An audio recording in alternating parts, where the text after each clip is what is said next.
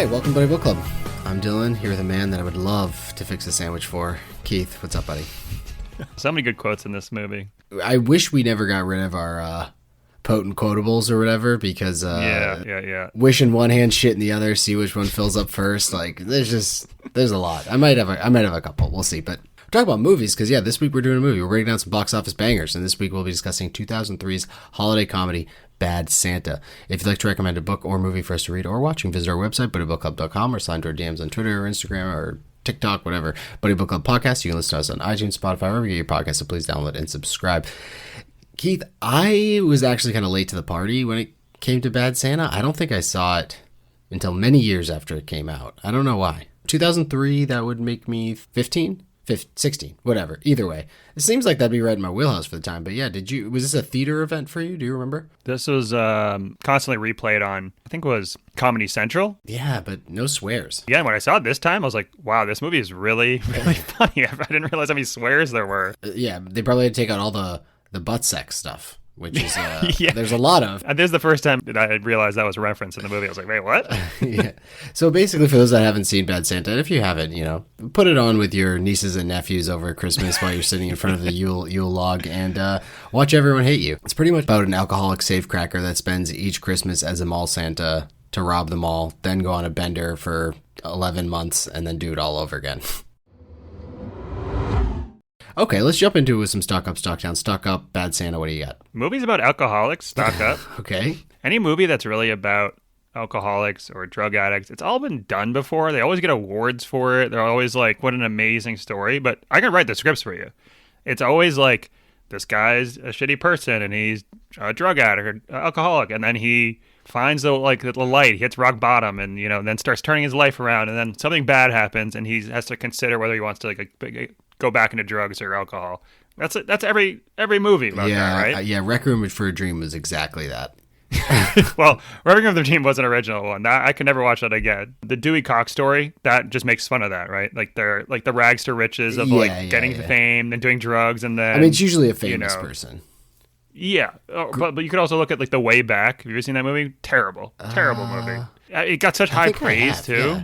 But Ben Affleck? Oh, no, I don't think I've seen it then. Okay, it's like him as a basketball coach. He's an alcoholic. Just imagine it. Yeah. Just imagine what the script is for that, and that's what it is. But this movie, it redefines alcoholism. I mean, it's original. It's unapologetic. The character, most movies, the character has to go through some learning and, some change. That's what a story is. No change. Not really. He's just an alcoholic still. I mean, the one thing he does at the end, in which it's not that great, is he robs the store still. And he gets a present for the guy, which he steals. That's just how he changed. I loved it. He's just a shitty guy that's through and through shitty. He's just a guy that you like, even though he's a completely terrible person. I agree with you. I'm not disagreeing with you. He does have some moments where he starts... His redeeming qualities? Not necessarily redeeming qualities, but learns to love again, maybe. You know what I mean? Which is, it's a little Eat, Pray, Love. A little learns to love again at the end. There are so many chances where you're like, oh, he's going to turn things around, and he just doesn't, which I think makes it funnier. Yeah, there are lots of opportunities where you're like, oh, he's going to do something nice. Yeah. And I mean, outside of him deciding not to kill himself and instead beat the shit out of the bullies, definitely doing for the kid, Morton Horton or whatever his name is. I can't remember what the kid's name is. It's phenomenal. It's just the kid. That's his name on IMDb. Oh, yeah. So, he does that to kid. But, he's also getting some enjoyment out of beating the shit out of some teenagers. When he rips apart the advent calendar and instead of just getting him a new one or doing something nice for him because he did that, he just puts Advil in he repairs and puts Advil in. It makes the least amount of effort he could possibly do. But the thing is that he gives zero effort for everything else. So I think that if you're looking at it on a scale, deciding to tape back up the advent calendar and even put stuff in it is like you or I deciding to become an astronaut. It's a huge step. It's kind of comparable to when he got orange juice for the girl that comes over just to pour it into her vodka. Yeah. It's that's as far as he'll go in terms of niceties. He's like, oh, it's here, I guess, and I'm going to be drinking vodka anyways. But here's some orange juice, Yeah, it's also unfortunate that we got rid of our drink or whatever we used to do we'd have anything to choose from, really. What's your take on screwdrivers? You like a screwdriver?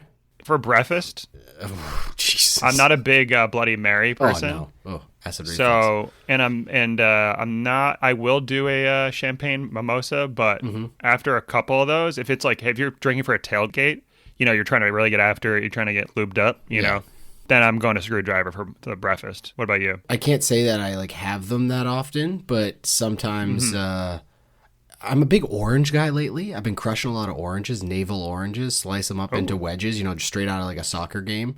Delicious. Just really, I don't know what I've been doing my whole life. Do they have seeds? No, seedless, of course. My biggest pet peeve in the world is bruised fruit and fruit with seeds in it when you're not expecting it. So no, that upset me. These are all seedless. But if you squeeze some fresh orange juice in a little vodka, I like a little seltzer water in there too. And it's refreshing. It's delicious. So yeah, I'm a big fan. Although I do appreciate that you said for breakfast and then continue that into tailgating, not before work or something. Well, I'm not usually drinking. Yeah, I know.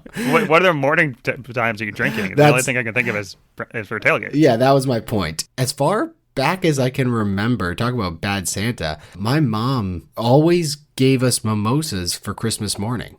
I love that. Wow. So you're 8 years old, waking up having a mimosa? I'm sure we were probably a little bit older, but yeah, 12 for sure. Well, she wants it to be a good day. Well, you get a little bit bubbly in you. That present that, maybe you didn't get what you wanted, but you're feeling pretty good about everything at that point. Yeah, so I get it. My Nintendo 64 on my 13th birthday, I was like, oh my God, thanks, Mom. This is going to be so much fun. Well, you thought you got a Nintendo 64. You actually didn't. You were just hammered. Weird thinking back on that. That's the thing. But now it's a tradition, so we do that every Christmas. Although I think I might switch it up to Aperol spritzes this year. Ooh, okay. So yeah, my first stock up is mall Santas. In general, I find the whole department store / mall Santa thing to be somewhat fascinating. Its origins actually come from none other than Brockton, Massachusetts, when James Edgar started doing it in his department store in 1890. And it caught off from there. I find it fascinating because the mall used to be a thing, especially around the holidays. You and your friends in middle school would go to the mall and you'd have $100 and you'd try to buy presents for your whole family, but really you just end up going to the food court, getting free samples and I don't know, messing around. But you'd always see, at least the mall I went to was 2 stories, so you could look down and you'd see the longest line in the world for people to sit with Santa Claus. And you could see the Santa Claus, that's just some dude. He's clearly not Santa Claus, Right. I find it weird or fascinating just that people would want to do that with their kids. You want to wait in line for hours to force your child to sit in a stranger's lap, which they're going to be very uncomfortable with, and they're going to cry, and you're going to get a photo, especially before social media, when you just had this photo, wasn't for anything besides you. Did you ever do the mall Santa thing? Did your parents ever take you there? No, but that's because our town had fire engines come by, and they was and they're blasting music and the lights, and then there'd be a Santa on that. And I didn't like the Santa part, but I liked the spectacle. That the Santa parade, the parade. Yeah, they did that to each street, so they just go down streets and they're all right, these are the nights that we're going down there, and it was a whole scene. That is very cool. See, I dig that. I dig that more. Guess I don't understand why people do it. So if people are out there and they're well, obviously we did it every year. My parents took me to it. Yeah, so that's why. Okay, I get it. It's like the New Year's Eve at New York City. God. It makes no sense. There's not one argument you can make for why that would make sense to me. People legitimately peeing their pants in the freezing cold so that When we talk about watching Taylor Swift, I understand pissing yourself to watch, be in the front row for her, but you're sitting there, there's nothing happening. Yeah, and then you see a ball drop. Talking. Yeah. But you don't hear him. It's not like you're watching TV there. You're just seeing him up there. You can't hear what's going on. I guess I don't get it. We're similar people. Maybe, there's a lot of different people in this world, so I'm not going to yuck anyone's yum, but it's kind of reminds me of college game day, too, when people are standing behind the thing at college game day. Woohoo, Lee Corso, I see you. It's all right. Yeah, and why did people decide... I'm just getting philosophical here. Why did people decide that they had to convince their kids that Santa existed? Is it just for fun? We all agreed? There's no joy in the world, and we're all miserable adults and humans. And so just having a kid who still has that joy, seeing that through their eyes, gives you hope, so you don't put the gas from your muffler in your window and write a note to the cops. That's to tie it back to the movie. That's why you do that. Yeah, it's a good point, because when I was a kid, I had stepsisters, and they still believed in Santa Claus for some reason, even though they were 13. I almost felt bad for them because no one had ruined it for them, and like someone was going to ruin it for them at a very pivotal pubescent point of their life where they were then going to hate their parents for the rest of their life. But the parents decided to keep it going. And one morning we hid all the presents because I knew Santa didn't exist. We hid all the presents, and then How old were you? I was the same age. I was 13. Oh, okay. Like they were like 13 and 12, and we hid the presents, put them all up there. Once the kids went to bed, they came up the next morning. We were so jazzed. Like so jazzed. It was the first time I saw someone like really freak out about Christmas. So yeah, I get it, I guess. But back to the real reason why I'd stock up Mall Santa. If I waited for hours with my kid and saw this absurdity that is Willie, it would make the wait worthwhile. Like him just stumbling, like knocking over donkeys and like pissing his pants up there. I'd be laughing hysterically. It would really breach the subject for your kid, like Santa doesn't exist. You'd be able to move on from that. And supposedly people have a Santa kink. So, stock up Mall Santas, fuck me Santa, fuck me Santa. There you go. Yeah. I will say, though, once I learned that Santa wasn't real, I was probably 15. No, really? No, I'm kidding. Okay. I was definitely in denial for a while. I remember on the bus, we had a lot of Jewish kids in our town, them being like, yeah, Santa's not real. And I was like, no. Like, he likes us better or something, But like that definitely starts making you question everything, which now that's the type of person I am, is just like, oh, that's a lie. The media's lying, the corporations are lying, everyone's lying. Sure. So that implemented that seed of doubt because I was lied to that one time. Now it's forever, holding a grudge. Yeah, for me, it was my dad told, like my sister was a couple years older. We were driving in the car one day and Taylor was like, Dad, does Santa exist? And just like straight up, not like being like, yeah, he does, whatever. He goes, nope. He's like, turns the radio off. Yeah, he's like, nope. And I was like, huh? And I was young. I was probably like 6 or something. So I was like, well, cool. He goes, it's just me and your mom. I was like, all right, thanks. That's tough. Yeah. That's why you're so straightforward. That's why I'm a terrible person, yeah. That and the mimosas for breakfast. What else do you have for stock up? Not knowing names, stock up. The kid is asking Willie what the names of the elves are. And he's like, I don't fucking know. I call him Bub, Chief, Sport, whatever, And then he keeps on asking him questions and things like that. But he's right. Knowing names is overrated. I mean, for me, I'm terrible with names. Yeah. I used to call everyone Joe in college because of the John Henderson video. I think I've told you that before. But it was the best thing ever. I just call everyone Joe, and no one took offense to it. I didn't have to memorize people's names. I'm so bad with them. It was great, but... And when people mess up my name, people get so like, oh, I'm so sorry. I'm like, no, I don't. That doesn't bother me in any way. Couldn't be less offended. Yeah, you can call me that name. Honestly, you mess it up. You call me Kevin. You call me Fred.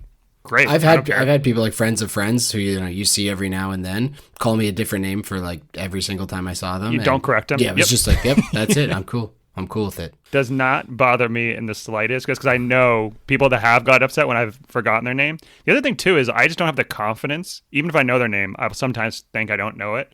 And I won't have the confidence to say that name. So that person being able to say their incorrect name to you that confidently, I aspire to that, honestly. If I ever called someone by the wrong name and found out it was the wrong name, I wouldn't sleep for like a week. Yeah. Oh, of course. It would feel so terrible.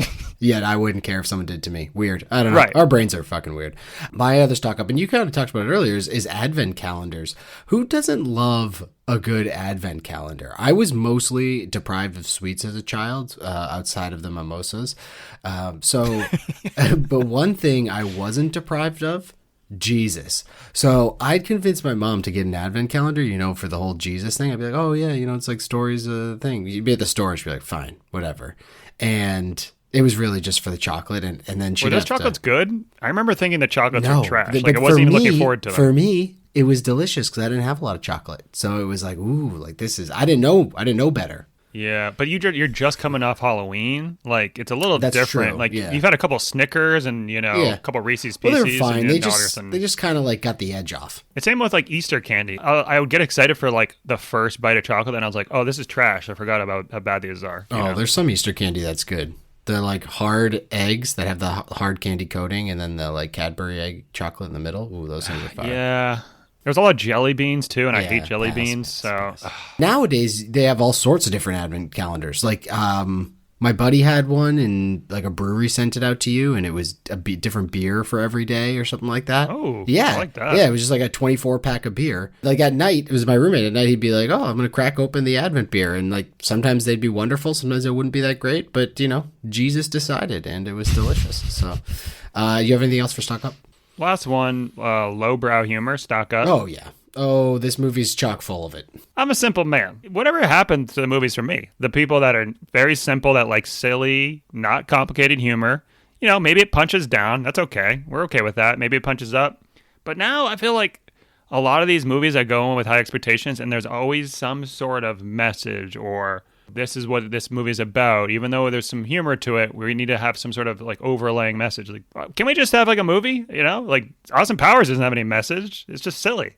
This movie doesn't have a message. It's just silly.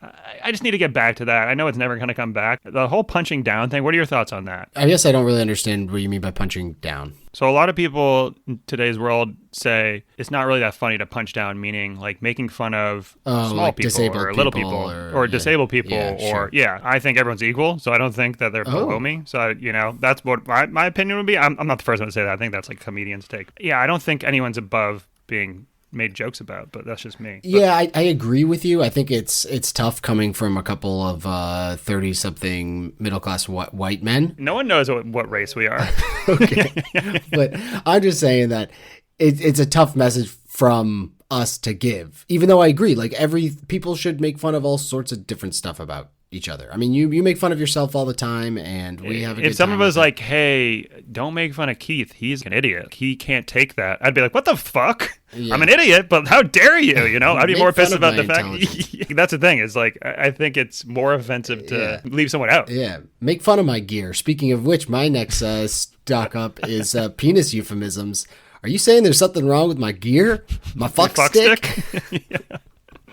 Yeah, so if someone wants to, you know, punch down at my gear, then go for it. You know, hey, you know, to each their own pizzone. Do you think this movie could have been casted with anyone else? Billy Bob Thornton's the only person. We'll get into that. Okay, all right. Let's save it. Let's save it. What do you got for stock down? I only have one, and it's same. Christmas movies definition. Like the definition of Christmas movie. Yes, I'm really glad we're going to talk about this. Yeah. This is a top Christmas movie. That's the fact of the matter. But I have a bone to pick with just the definition of this. So we have a work thing where they're like, rate your best Christmas movies. Like, send them in. So I sent in Star Wars Episode 5. So the Hoth one, Battle of Hoth. It's in the snow. No. I have a winner. Oh God. This is my problem. This is my fucking problem right now. Well, who are you to say that's not a Christmas movie? We throw every single thing out there.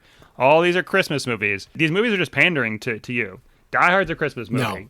Yeah, see, this is my problem. Why? Okay, well, the Hoth one is hilarious. I actually thought you were going to say the like animated Star Wars. I thought you were going to say the animated Star Wars Christmas special, which is a Christmas movie. It's snowy, it's wintry, it's a tradition. I watch it around Christmas. It's the first 15 minutes. One of the best scenes of Star Wars of all time. Agreed. And a phenomenal level on the Nintendo 64. I mean, or Battlefront 2, phenomenal level too. Yeah, great. I'm a Christmas movie purist. Don't get me wrong, I love Die Hard. If you watch Die Hard at Christmas, yes, Die Hard takes place over Christmas. Sure, if you like to watch it over Christmas, it's a movie that you like, great. Continue that. But it's not a Christmas movie. A Christmas movie has to involve Christmas type things. Like it has to pander. It has to either have like a Santa Claus, it's got to have like people celebrating Christmas, gift exchanges. It's got to have all that stuff. Hard disagree. So I mean, you're basically just on the Hallmark Channel all Christmas then. No, that's the case, right? Now, all the movies that are Christmas movies. Big City Girl Goes Back Home, Christmas movie. Home Alone, Christmas movie. A Christmas Story, obviously Christmas movie. There's Love Actually, a Christmas movie. White Christmas, a Christmas movie. Like these are actual Christmas movies. Like the apartment. Trash. Have you ever seen The Apartment with Jack Lemmon?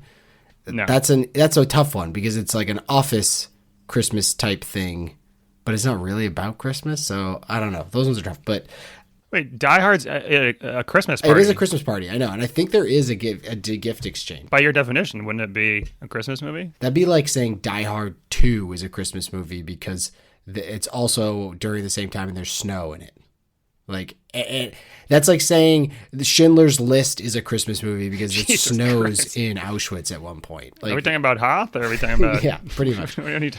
So your stock down is that people are too tight with their definition of Christmas movies. Yeah, I think it's whatever your Christmas movie is for the tradition is what it is. If you're just going to say Christmas it's movie. Only pandering movies, then great. You can watch your pandering movies. I'll watch my movies. I don't care for it. I just don't care for it at all. Yeah, but if someone said, nicely, hey, what's your favorite Christmas movie? Which I'm going to ask you later. And you're going to say, Star Wars Episode 2. It's like, okay, fuck this guy. I don't even know his name. He probably has a small fuck stick. Nicely done. All right, that was good. Damn it. All right, let me do this analogy, though. Thanksgiving comes around, and you say, I like ham on Thanksgiving, or I like mac and cheese. And you say, no, that's not authentic. The only Thanksgiving things are this, this, and this, because that's what the Pilgrims had, and that's the traditions, and that's how I do it. Is that you one of those people also? No. Do whatever you want. So no one eats. No one eats what was actually eaten at the original Thanksgiving, except for maybe me, because there's oysters there, and I like oysters, but I didn't have them. It doesn't need to have explicit talking of Christmas for it to be a Christmas movie. I agree. We're on the same page there. Let's go. Good analogy, Keith. Yeah, my only stock down was having 2 present parents. The kid seems pretty fine living off his own with grandma and her sandwiches. His mom's like up with the Holy Ghost and the long-eared donkey or whatever he says, and his dad's off climbing mountains. Yeah. He definitely needs to learn how to change his clothes. I think he wears the same set of clothes the entire time, and when he gets that atomic wedgie, his underwear is like orange. Like it's all a different color. It's disgusting. And he needs to learn how to carry around a hanky or something to wipe that nose. Outside of that, he seems to be taking care of himself pretty well. What'd you love? Obviously, just the lowbrow humor, the swearing. I mean, I don't know what it is, but swearing gets me still. I think it's still funny. I'm immature. I also kind of thought Billy Bob was the only person that could do this, and the ending, I was kind of sad for him. I was like, this guy's actually a really good actor. He does all this stuff to make me hate him, and then by the end, you're like, you feel bad for him. Yeah, Billy Bob was honestly phenomenal in it, and I don't know anything about Billy Bob's personal life, but I feel like he is this character a little bit, I think I saw something on Instagram, and it was like him being like how I prepared for it. And he was like, yeah, I drank like 3 glasses of wine before I got to the set, then just was like sipping on vodka the whole time. I think he was actually drunk the whole time. He looked haggard. Like he looked, and like not makeup haggard, like just looked haggard. Yeah. And he's kind of a haggard looking guy. He committed. But yeah, so he was phenomenal. The whole cast in general, I thought was so well put together. I mean, obviously the kid, Thurman Merman, was great.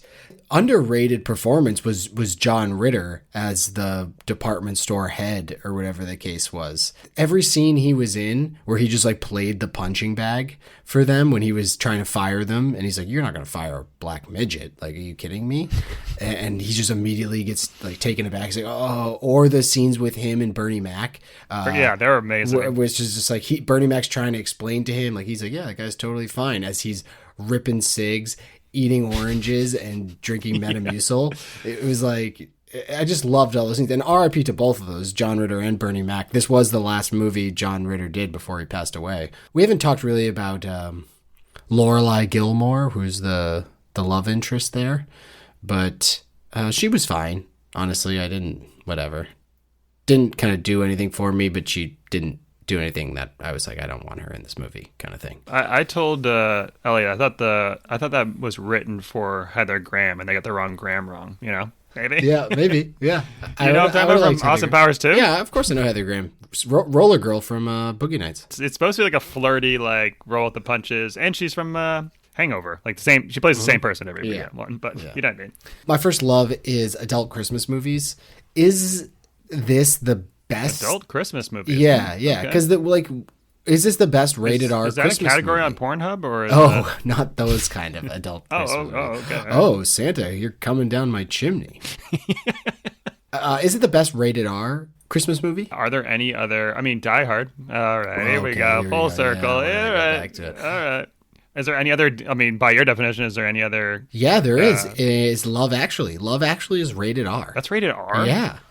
Yeah. Did you like that movie? I love Love Actually. It's my favorite of all Christmas movies. You don't like rom-coms, but you like that movie. I do.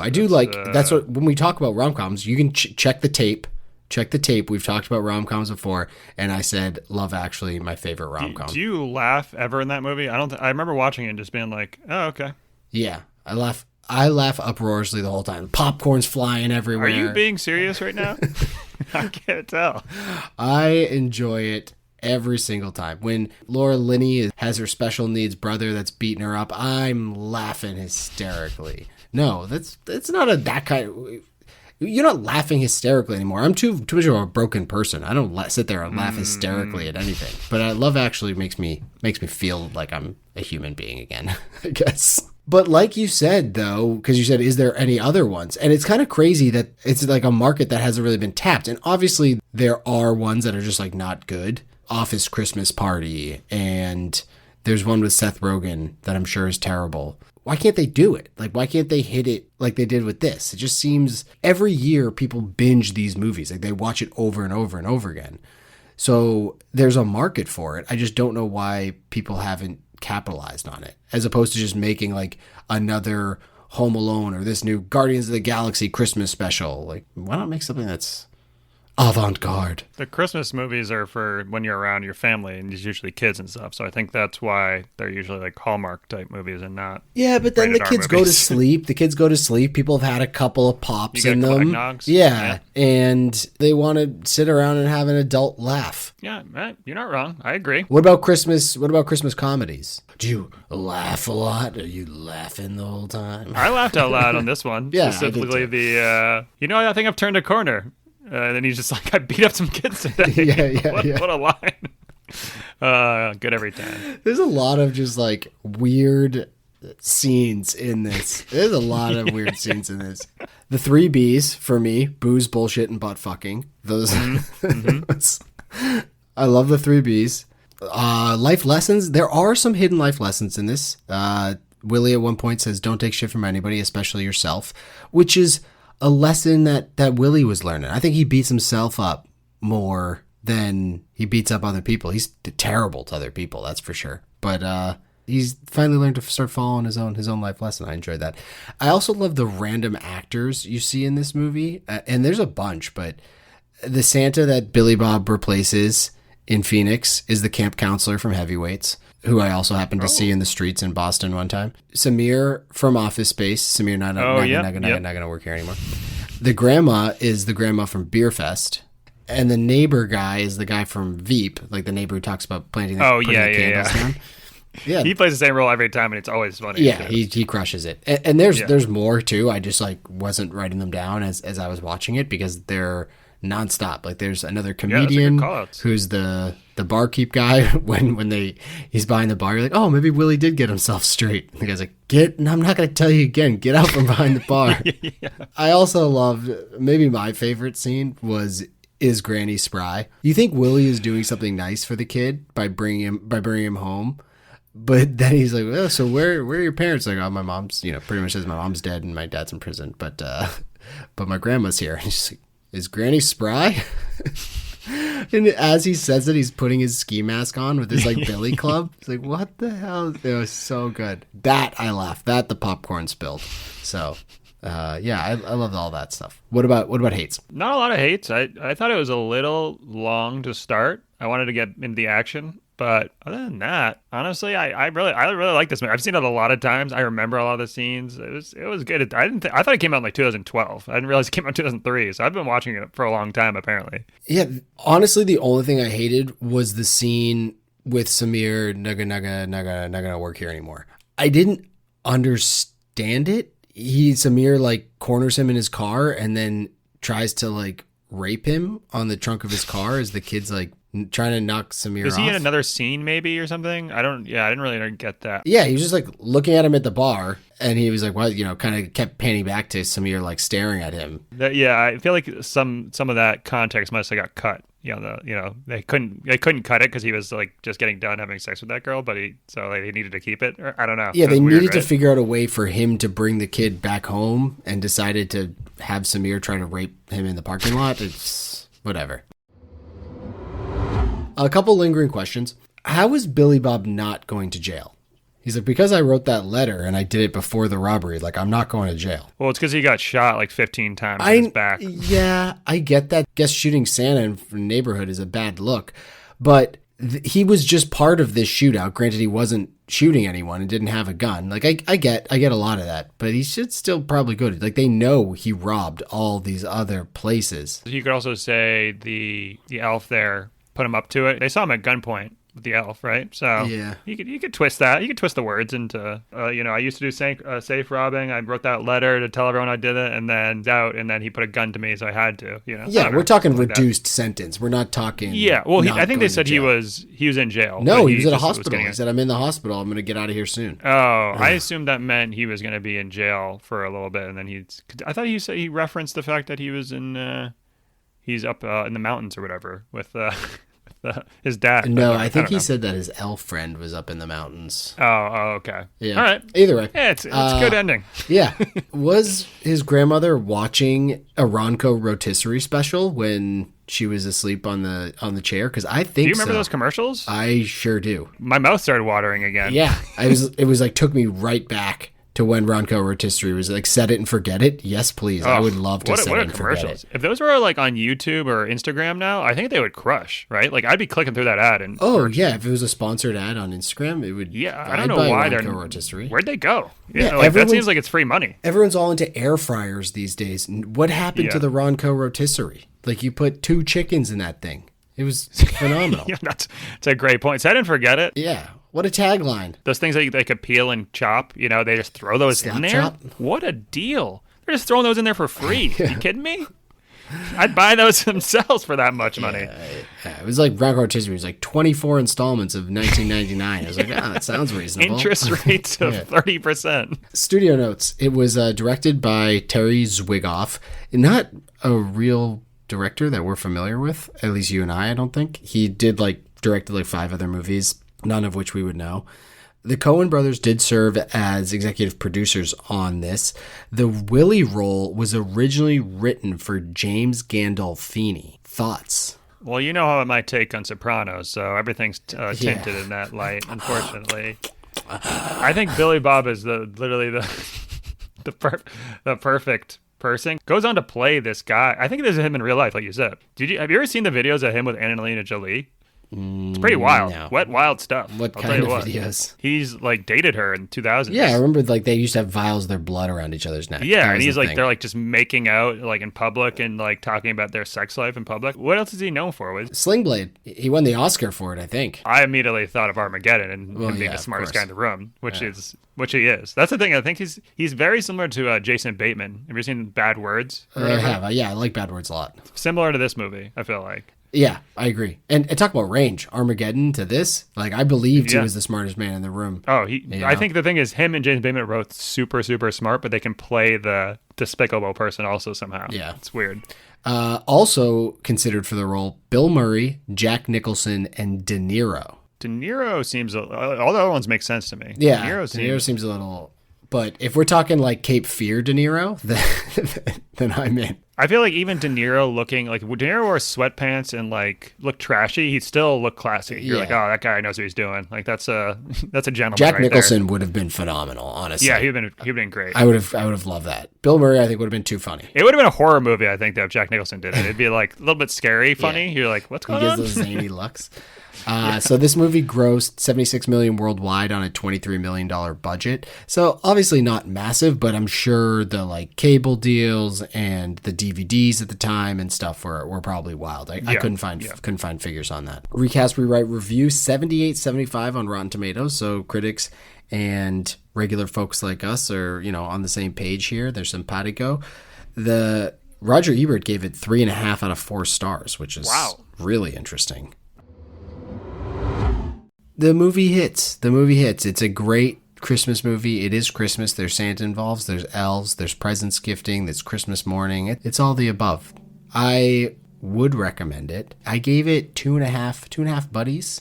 I didn't honestly. I didn't think it was the greatest movie ever. You know what I mean? I just thought it was a fun Christmas movie. And like you said, I appreciated it that it wasn't trying to push some sort of rehabilitative message on us. It's just this is the guy. Yeah, I agree. I would give it 3.25 buddies. I think I listed out to you the movies I think we could do that would probably be my top 3-ish.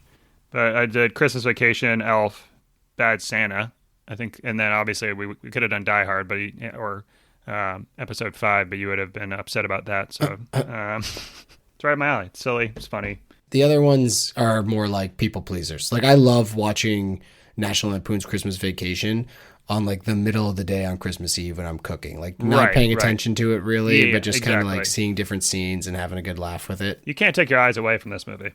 Yeah, this it's one stunning. This one you have to really artistically stunning. Catch a lot of the stuff going on because it's something else. So yeah, I'm glad we did it. And Merry Christmas, Happy Hanukkah, and Happy Holidays to all out there. Keith, what do we got coming up next? Next we got Cloud Cuckoo Land by Anthony DOERR. Also did All the Lights We Cannot See. And as I was listening to Cloud Cuckoo Land, I will say that this movie was a nice break in between listening to that book. I'm still trying to wrap my head around Cloud Cuckoo Land. So did you finish it? I haven't finished it yet. So I like the stories and whatnot, but it feels like they're trying to tell me a message that I'm too dumb to figure out at the current point. Oh, yes, 100%. I mean, that's the exact same thing with All the Lights You Cannot See. I was like, oh, this stuff's going on here. Yeah, the story's cool. I don't know what the message is, but there's definitely things happening that are connecting somehow. There's books in all of them? Does that have to do with books? They keep on saying cuckoo, and I know that word. I think it's funny. It's like, I'm just really dumb. Punch down to me. All right. All right, Keith. Well, it was a blast, and I'll catch you for Cloud Cuckoo Land. Bye now. Bye now.